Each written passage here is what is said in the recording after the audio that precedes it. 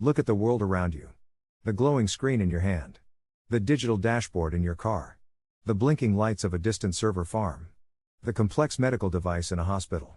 Our entire civilization runs on an invisible ingredient. An element so fundamental, its control dictates global power.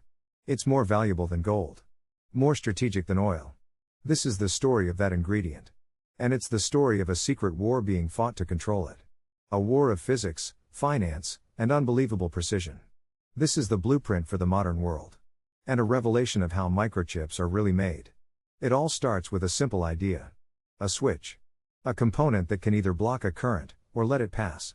Off, or on. A 0, or a 1. In 1947, at Bell Labs, 3 scientists created the first one. It was called a transistor. It was clunky, handmade, and unreliable. But it was a revolution. It replaced bulky, hot, and fragile vacuum tubes. This tiny switch was the seed of a new age. For decades, engineers had a simple, prophetic goal. It was an observation made by Intel co-founder Gordon Moore. He predicted the number of transistors on a chip would double roughly every 2 years. This became known as Moore's Law. It was not a law of physics. It was a challenge. A declaration of war against physical limits. A self-fulfilling prophecy that forced an entire industry to innovate at a terrifying pace. The first integrated circuits had a handful of transistors. Your smartphone has chips with over 15 billion. Billions of switches, each smaller than a virus. All working in perfect concert. How is this possible? How do you build a city with billions of inhabitants, on a space the size of a fingernail? To find the answer, you must travel to the cleanest places on Earth. You must enter a modern-day cathedral. Not a place of worship, but a place of creation. A semiconductor fabrication plant. Or simply, the fab. These are not factories. They are billion-dollar laboratories, engineered to defy reality. Before you even enter the main floor, you must be purified. You wear a special garment. A bunny suit. It covers you from head to toe. You walk through air showers, blasting away any stray particles. Because here, the enemy is a single speck of dust. The air inside a fab is thousands of times cleaner than a surgical operating room. A single human hair, a flake of skin, could ruin millions of dollars of work. The process begins with something surprisingly natural. Sand. Specifically, the silicon dioxide within it.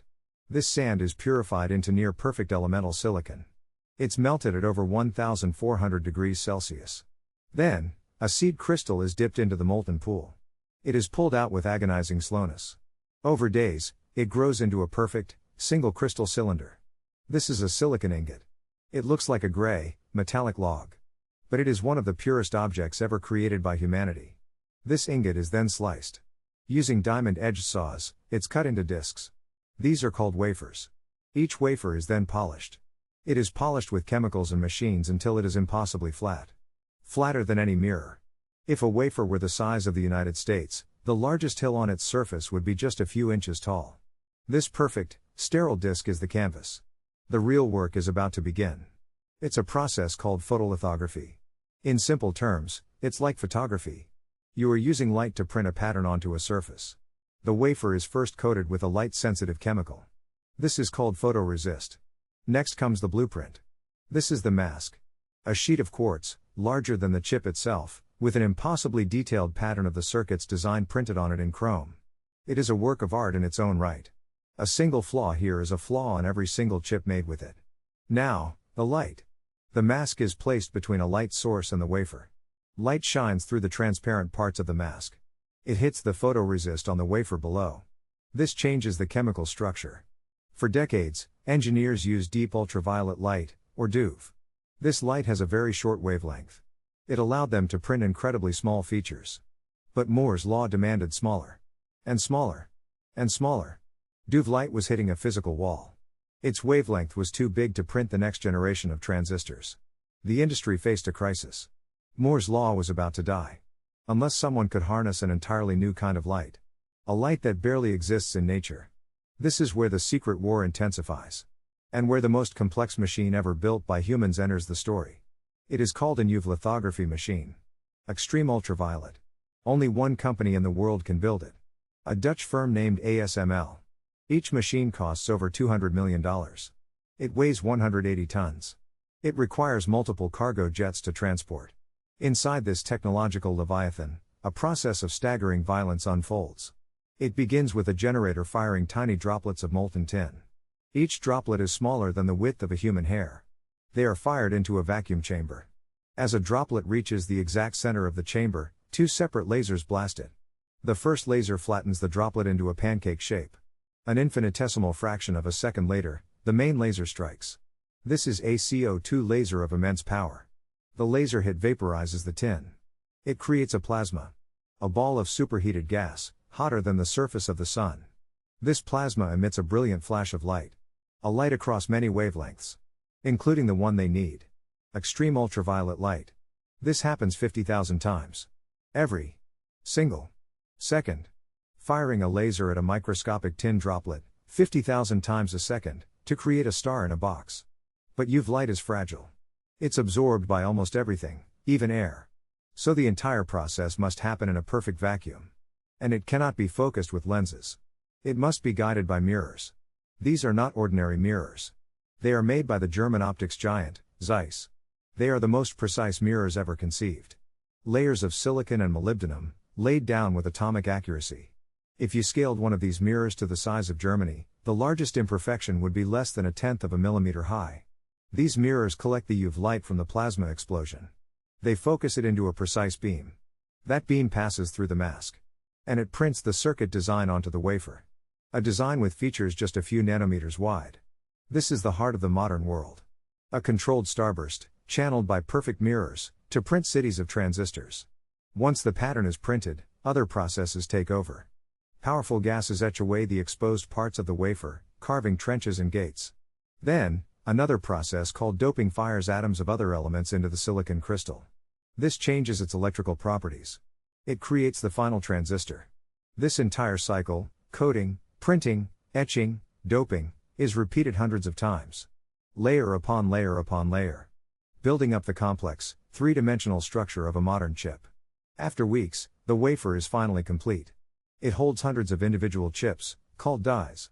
A robotic probe tests every single one. Then, a diamond saw cuts the wafer apart, separating the dies. The good ones are packaged in ceramic or plastic. The bad ones are discarded. From a mountain of sand to a slice of perfect crystal. From a flash of light to a city of logic. This is the miracle of the fab. A triumph of engineering that happens millions of times a day, hidden in plain sight. This incredible technology is the battlefield for the new global conflict. This is Act 3. The secret war. This is not a war fought with armies. It is a war fought with capital, intellectual property, and nanometers. The players are few, but their power is immense. At the center is Taiwan's TSMC. They are the world's master fabricator. They don't design their own chips. They build them for others. For Apple, for Nvidia, for AMD. They have achieved a mastery of the manufacturing process that no one else can match. Their dominance is built on decades of focus and massive, risky bets. Then there is Samsung, in South Korea. The colossal conglomerate fighting to catch up to TSMC, pouring billions into its own foundries. And there is Intel, the American giant.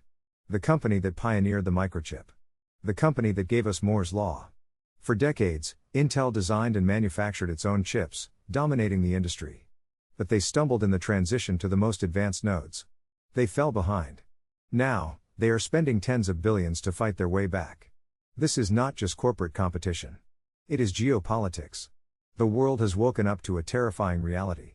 The most advanced microchips, the brains of our entire economy and military, are made almost exclusively in one place, Taiwan. An island under constant threat. This dependency is now seen as a critical vulnerability. The United States has responded with the CHIPS Act. A massive government investment to bring advanced chip manufacturing back to American soil. Europe is doing the same. The race is on to de-risk the supply chain. To control the means of production. Because the nation that controls the chip supply, controls the 21st century. The gatekeeper to this entire war is ASML. Their monopoly on UV technology gives them incredible power. They decide who gets the machines needed to build the future. Their client list is a matter of national security. The cost to compete is staggering. A single new fab costs over $20 billion. The research to reach the next node costs billions more. It is the most expensive technological race in human history. A game where only the richest and boldest can play. And the pace never slows. Moore's Law, once a simple observation, is now a relentless tyrant. The industry is already looking beyond. To new transistor designs, new materials, and even quantum computing. The war is for what comes next. So the next time you use your phone, or start your car, remember the blueprint. Remember the journey from sand to logic. The clean rooms and the bunny suits. Remember the impossible machine. The star in a box. The perfect mirrors. And the secret war being fought over these tiny, intricate marvels. You are holding a piece of the most complex object ever created. A testament to human ingenuity. A shard of a distant star, forged in a quiet war that is defining the future of humanity itself.